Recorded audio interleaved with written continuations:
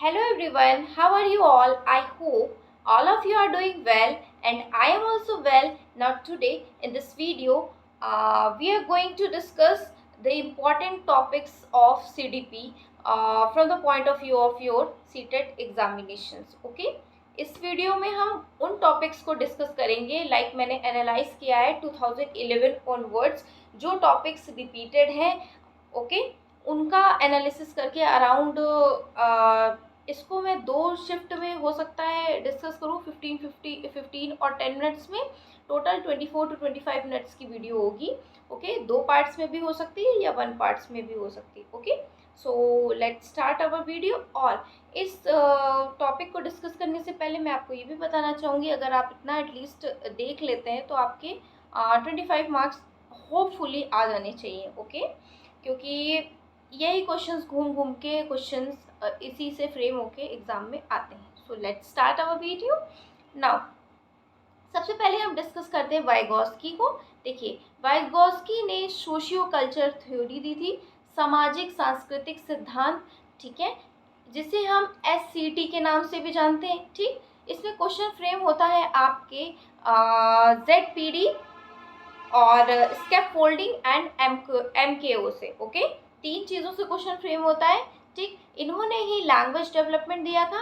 अब अगर हम बात करें कि ZPD क्या है, जोन ऑफ प्रॉक्सिमल डेवलपमेंट, और स्कैफोल्डिंग क्या है, मतलब जोन ऑफ प्रॉक्सिमल डेवलपमेंट, संभावित विकास का क्षेत्र. ना स्कैफोल्डिंग की अगर बात करें तो पाड़. MKO क्या है, more knowledgeable other, more knowledgeable other. Okay, जो आपसे ज़्यादा जानता हो. नाउ अब हम इसे डिस्कस करते हैं with an example. For example, एक बच्चा छोटा है, ठीक है, उसे साइकिल चलाना है. ठीक, रेंजर वाली साइकिल आप सभी ने देखी होगी. उसमें लाइक ब्रेकर की तरीके से 2 छोटे छोटे टायर लगे होते हैं जो ब्रेकर का काम करते हैं कि बच्चा कहीं गिर ना जाए. ठीक है, नाउ जब वो बच्चा क्या है, वो बच्चा साइकिल चलाना सीख सकता है तो उसका वो संभावित विकास का क्षेत्र है यदि उसे प्रॉपर ट्रेनिंग, प्रॉपर गाइडेंस दी जाए. ठीक है, तो वो उसका विकास का क्षेत्र तब होगा जब वो प्रॉपर अपने आप साइकिल चलाना सीख जाएगा. तो वो उसका ZPD हो जाएगा, जोन ऑफ प्रॉक्सिमल डेवलपमेंट, संभावित विकास का क्षेत्र. ना इसका फोल्डिंग क्या है, फॉर एग्जाम्पल उसके फादर उसको साइकिल पकड़ के चलवा रहे हैं. ठीक है, या फिर वो टायर उसको हेल्प कर रहे हैं, तो वो क्या कर रहे हैं, पाड़ का काम कर रहे हैं, इसके फोल्डिंग का काम कर रहे हैं. ठीक है, नाउ इसके फोल्डिंग भी हो गया, ZPD भी हो गया. MKO कौन है, उसके फादर हैं, मोर नॉलेजेबल अदर. ठीक है, उससे ज़्यादा जानते हैं, है ना, साइकिल चलाना उससे ज़्यादा जानते हैं. ठीक है, उन्हें आता है वो चीज़, तो वो हो गया MKO. नाउ इतना हमने डिस्कस कर लिया. ओके, सो आई होप इतना आपको क्लियर हो गया होगा ना. अब वाइगोस्की ने ही आपकी प्राइवेट स्पीच की बात की थी. प्राइवेट स्पीच लाइक ऐसे होती है कि बच्चा कुछ एक्टिविटी करते वक्त या फिर कुछ पढ़ते वक्त या कुछ भी कर रहा है तो अपने आप से ही बातें कर रहा है. अच्छा, मैं ये टॉफ़ी खा लेता, मैं ऐसा कर, मतलब अपने आप में ही बातें कर रहा है, that is your private speech. या कोई भी जो हम लोग भी करते हैं अपने आप से ही अपने आप में बातें करना, that is your private speech. ठीक है, हमने वाइगोस्की को डिस्कस कर लिया. आई होप इन्होंने सोशियो कल्चर थ्योरी दी थी, सामाजिक सांस्कृतिक का सिद्धांत SCT के नाम से जाना जाता है. ठीक है, लैंग्वेज डेवलपमेंट के बारे में बताया था.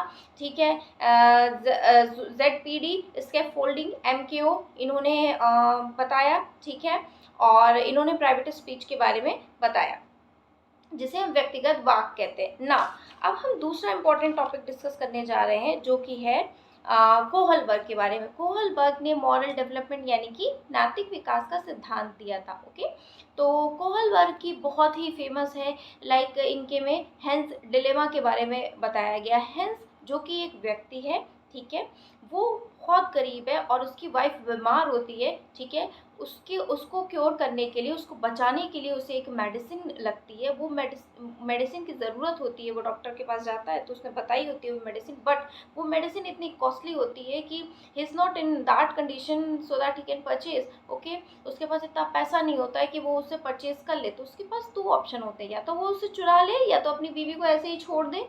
जैसी कंडीशन में मतलब बीमार है तो ऐसे छोड़ दें, ठीक।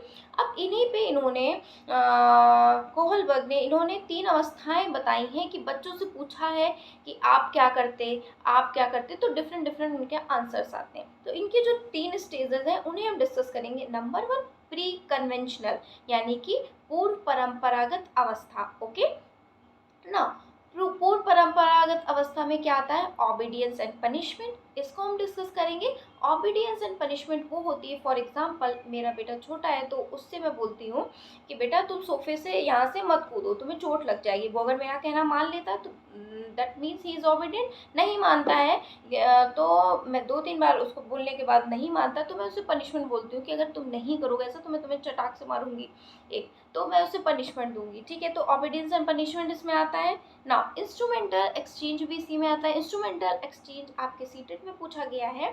फॉर एग्जाम्पल एक बच्ची होती है, वो अपना टिफ़िन अपनी फ्रेंड के साथ शेयर करती है ना, नेक्स्ट डे वो टिफ़िन नहीं ले जाती है तो अपनी फ्रेंड से आर्ग्यू करती है कि मैंने तुम्हें कल टिफ़िन अपना शेयर करवाया था ना, मैं आज नहीं लाई, मेरे को शेयर करवाओ, ठीक है। तो ये होता है इंस्ट्रूमेंटल एक्सचेंज। ये भी आपके प्री कन्वेंशनल में आता है। पूर्व परंपरागत अवस्था में obedience and punishment and instrumental exchange आता है ना। दूसरी स्टेज की हम बात करते हैं तो कन्वेंशनल, यानी कि परंपरागत अवस्था। इसमें क्या होता है, good boy and good girl. For example मैं अपने बच्चे को बोलती हूँ कि बेटा तुम इस एप्पल को जल्दी जल्दी फिनिश कर लो तो मैं तुम्हें गुड कहूँगी, ओके। तो वो क्या करता है, उसका मन नहीं करता बट स्टिल वो ट्राई करता है, ठीक है, कि खाने की मम्मा मेरे को गुड बोलेगी, फिर उसके बाद धीरे धीरे कहते हैं गुड, तो फिर इसका मतलब है good boy and good girl, ये कन्वेंशनल अवस्था में है, ठीक है ना। या अगर हम हेंस के डिलेमा की बात करें तो अच्छे बच्चों को good boy and good girl है। दूसरा इसमें आता है लॉ एंड ऑर्डर। अब अगर बच्चों से पूछा जाता है लॉ एंड ऑर्डर वाली स्थिति में, इस कन्वेंशनल स्टेज में, परंपरागत अवस्था में, तो बच्चे बोलते हैं नहीं, चोरी करना गलत बात है, हेंस को दवा नहीं चुरानी चाहिए, अगर वो चुराएगा तो वो जेल जाएगा, इस तरह की बातें कुछ वो बताते हैं ना। तीसरी जो होती है पोस्ट कन्वेंशनल, परंपरागत अवस्था, ठीक है। इसमें सोशल कंस्ट्रक्ट की बात की है, मतलब कि आपकी वाइफ बीमार है, हेंस की वाइफ बीमार थी तो उसे दवा चुरा लेनी चाहिए, सोशल कंस्ट्रक्ट, इसमें कुछ भी गलत नहीं है। दूसरी यूनिवर्सल एथिकल प्रिंसिपल, यानी कि प्रकृति से रिलेटेड आता है। I hope moral development Kohlberg का हमने डिस्कस कर लिया है, वाइगॉस्की को डिस्कस कर लिया है। अब हम डिस्कस करने जा रहे हैं पियाजे को। देखिए पियाजे ने 3 चीज़ों के बारे में बताया और कुछ स्टेजेस बताई जहाँ से क्वेश्चन फ्रेम होते हैं। इन्होंने बताया स्कीमा के बारे में। स्कीमा क्या होता है, स्कीमा होता है हमारी मेंटल ब्लॉक्स, हमारी सोचने समझने की क्षमता। फॉर एग्जांपल हम बड़ों में भी देख लिया जाए तो हमें मुझे ये पता है कि ये कॉपी है, ये पेन है, ठीक है, और ये बुक है, ठीक है। तो मेरे मेंटल ब्लॉक्स ऐसे सेट हो चुके हैं कि मैं चीज़ों को देख के बता पाती हूँ। ऐसे ही बच्चे को देख के सिखाया गया है कि ये एप्पल है, ये बॉल है, तो उसके मेंटल ब्लॉक्स, उसके सोचने समझने की क्षमता, किसी भी चीज़ को देख के हम समझ पाते हैं। दैट इज़ योर स्कीमा, आपके दिमाग में डेवलप हो चुका है कि ये कैट है, ये डॉग है, बच्चे के दिमाग में, ठीक ना।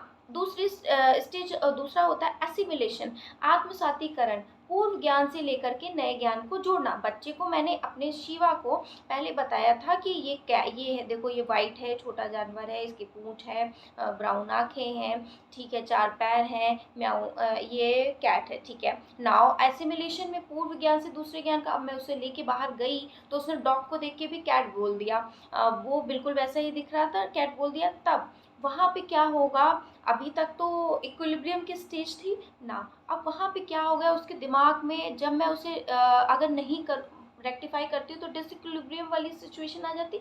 तो वहीं पे ज़रूरत होती है उसे रेक्टिफाई करने को, उसे मॉडिफाई करने को, उसे बताने को कि बेटा ये डॉग है, डॉग भौ भौ करता है, कैट म्याऊ म्याऊ करती है, तो उसमें डिस्टिंग्विश वो कर पाए, ठीक है। तो जब वो डिस्टिंग्विश कर पाए, जब उसे मैं वहीं पे एकोमोडेट करूँगी, उसे रेक्टिफाई करूँगी, उसे सुधारूँगी, तो वो एकोमोडेशन में आएगा, ठीक है। आई होप आपको ये समझ में आया होगा ना। अब वो इस स्टेज में आ गया है कि वो समझ पाता है, आराम से एकोमोडेट कर लिया उसने कि ये डॉग है, ये कैट है, ठीक है। स्कीमा, एसिमिलेशन, अकोमोडेशन डिस्कस कर लिया। अब पियाजे की स्टेजेस है उन्हें हम डिस्कस करते हैं। Okay, so let's start.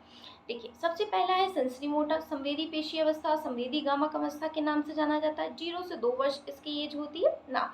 इसके स्टार्टिंग में ऑब्जेक्ट परमानेंस नहीं होता है, लास्ट तक 2 साल खत्म होते होते या 2 साल तक बच्चे में ऑब्जेक्ट परमानेंस आ जाता है। इसका क्या मतलब है? इसका मतलब ये है, फॉर एग्जाम्पल चलिए कोई बात नहीं, फॉर एग्जाम्पल बच्चा मेरे से बोल रहा है कि ये जब वो छोटा था तो ये बोला मैंने कि ये टैडी है, ठीक है। उसको इसको मैंने छुपा दिया, ठीक। तो वो बोला कि उसको मतलब रियलाइज़ नहीं, उसको लगा कि ठीक है कहीं गया होगा, उसको आइडिया नहीं है, ठीक है। स्टार्टिंग में जब 1 साल का था या 1.5 साल का था या छोटा था, ठीक है। फिर उसके बाद अब जब वो 2 साल ख़त्म होते होते 2 साल का हुआ, तब फिर उसको मैं ये दिखा के ऐसे छुपा लेती हूँ, तो उसे पता चल जाता है कि ये मम्मा ने छुपाया होगा, ऑब्जेक्ट परमानेंस उसमें आ चुका है, वस्तु स्थायित्व तो उसमें आ चुका है, ठीक है ना। दूसरी स्टेज की अगर बात करें, प्री ऑपरेशनल यानी कि पूर्व संक्रियात्मक अवस्था, जो कि 2 से 7 वर्ष की होती है। अब इसमें हम डिस्कस करेंगे ईगोसेंट्रिज्म। अब मेरा बेटा इस स्टेज में है कि वो ईगोसेंट्रिज्म है। वो कहता है मेरी मम्मी, मेरे पापा, मेरी पेंसिल, मेरी कॉपी, कोई मेरा सामान नहीं लेगा। वो बच्चे ईगोसेंट्रिज्म होते हैं इस स्टेज में ना। सेंट्रेशन की भी भावना होती है। सेंट्रेशन की भावना ऐसे होती है कि मैं उसे एक 10 रुपए का कॉइन दिखाती हूँ और एक नोट दिखाती हूँ 10 रुपए की, तो वो कहता है कि उससे पूछती हूँ क्या लोगे, फटाक से बोलता है मेरे को नोट चाहिए। क्यों? वो इसलिए बोलता है कि ये जो नोट है ये बड़ी है, ठीक है, तो ये ज़्यादा होगा, ये जो कॉइन है छोटा है, ये इसकी वैल्यू कम होगी। वो इस हिसाब से सोचता है ज़्यादा वाली चीज़, तो उसमें अभी सेंट्रेशन नहीं आया है, ठीक है। लैक ऑफ कंजर्वेशन भी इसी में आता है। लैक ऑफ कंजर्वेशन ये है, मैं उसे एक जूस देती हूँ, ठीक है, एक बाउल में उतना ही 250 ml, एक बड़े से ग्लास में उतना ही 250 ml, तो उससे पूछती हूँ कौन सा लोगे, वो बोलता है नहीं मेरे को वो ग्लास वाला चाहिए मम्मा। तो मैं पूछती हूँ क्यों, तो कहता है इसमें ज़्यादा है। भाई उसको अभी मेजरमेंट का नहीं आइडिया है, तो वो कहता है ज़्यादा वाला लूँगा, तो लैक ऑफ कंजर्वेशन है। तो हमने डिस्कस किया कि प्री ऑपरेशनल स्टेज में यानी कि पूर्व संक्रियात्मक अवस्था में 2 से 7 की बच्चे में क्या क्या होता है, ईगोसेंट्रिज्म होता है, सेंट्रेशन होता है, लैक ऑफ कंजर्वेशन होता है, ठीक है ना। अब हम डिस्कस करेंगे कंक्रीट ऑपरेशनल यानी कि मूर्त संक्रियात्मक अवस्था, 7 से 11 वर्ष की अवस्था।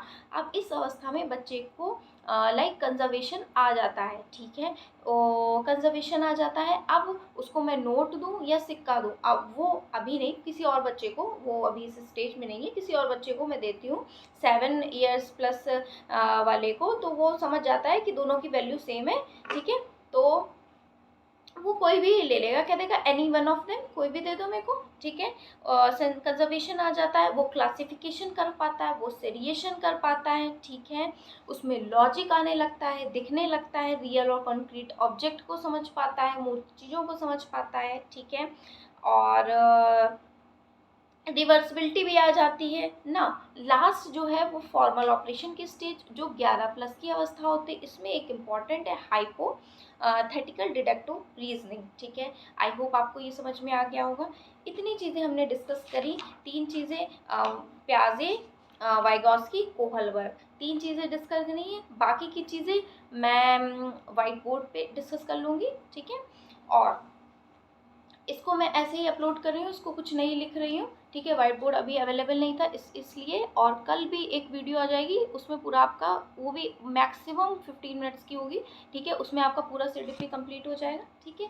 और मेरी आप सभी से रिक्वेस्ट है कि आप मेरे लाइक 800 to 900 लोग मेरे रेगुलर रिटर्निंग व्यूअर उसमें दिखाई पड़ता है मेरे को, ठीक है। तो आप प्लीज़, अगर आपको वीडियोस देख के कुछ भी बेनिफिट होता है तो प्लीज़ दूसरों की मेहनत को सपोर्ट करिए, मेरे चैनल को एटलीस्ट सब्सक्राइब कर लीजिए, ठीक है। आपका इसमें कोई भी लॉस नहीं होगा, जस्ट आपको सब्सक्राइब करना है, ठीक है। हाँ, मेरा बेनिफिट ज़रूर होगा, मैं बताना चाहूँगी कि मेरे 1 के सब्सक्राइबर हो जाएंगे, जो कि नहीं हो पा रहे हैं, ठीक है। और ऐसा नहीं है कि मैंने 1-2 वीडियो पोस्ट करी, 10-20 वीडियो पोस्ट करी, फिर मैं आपसे बोल रही हूँ, रिक्वेस्ट कर रही हूँ, ऐसे नहीं। मैंने बहुत ज़्यादा लाइक 280 to 90 वीडियोज़ पोस्ट करी है इस चैनल पे, और एक और मेरा चैनल आप देखिएगा, उसको सर्च करिएगा AD कॉमर्स क्लासेस, ठीक है, बाय दीपिका मिश्रा, तो आपको मिल जाएगा, ठीक है। वो भी मेरा चैनल मोनेटाइज नहीं हुआ था, ठीक है, क्योंकि उसको मैंने छोड़ दिया था, वॉच आवर कंप्लीट नहीं हुआ था। तो अगर आपको लगता है कि ये सपोर्ट करना चाहिए, दूसरों को भी मोटिवेट करना चाहिए कि वो भी कुछ बेहतर कर सकें, तो प्लीज़ करिएगा, चैनल को लाइक करिए, शेयर करिए और सब्सक्राइब करिए। और जो भी वीडियोस, जो भी आपकी क्वेरीज होती है आप कमेंट सेक्शन में भेजिएगा, मैं सबके रिप्लाई भी कर देती हूँ, ठीक है। So it was in this video, meet you in my next video. And lastly, B Ed versus BTC case को मैं खुद ही बहुत ज़्यादा निराश हूँ कि ऐसा गलत हुआ। लाइक किसी की आस को नहीं तोड़ना चाहिए, अगर किसी ने आस लगा ली है तो वो नहीं तोड़ना चाहिए, लेकिन अब हम लोग इसमें कुछ नहीं कर सकते। मैं एज आ एस्पिरेंट, एज आ टीचर, एज आ दीदी, जो भी आप कह लो, एज आ बहन, कुछ बड़े होंगे कुछ मेरे बराबर होंगे, ठीक है एस्पिरेंट्स, तो मैं सिर्फ एक बेहतर डिसीजन पे हमेशा काम करना चाहती हूँ और मुझे मेहनत पे भरोसा है, ठीक है। मैं मेहनत करती रहती हूँ, इसलिए उस हिसाब से मैं आपको गाइड करती हूँ। ऐसा नहीं कि मैं नहीं करती हूँ, आप मेरे रेगुलर ब्लॉग कभी भी कोई देखना तो आपको पता चलेगा मैं करती हूँ या नहीं करती हूँ, ऐसे ही फर्जी कुछ भी बोल देती हूँ, ठीक है। So it was in this video, meet you in my next video, till then tata bye bye, take care.